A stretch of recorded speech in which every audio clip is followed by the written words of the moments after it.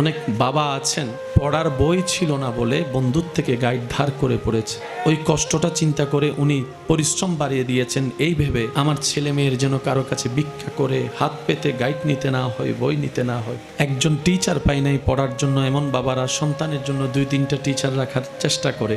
ছোট্টবেলায় ভাতের মার খেয়ে পেটের ক্ষুধা নিবারণ করা বাবাগুলা আজকে সন্তানদের প্লেটের সামনে পোলাও রোজ বিরিয়ানি দেওয়ার সর্বোচ্চ চেষ্টা করে। সবাই ভবিষ্যৎটাকে একটু বেটার চাই।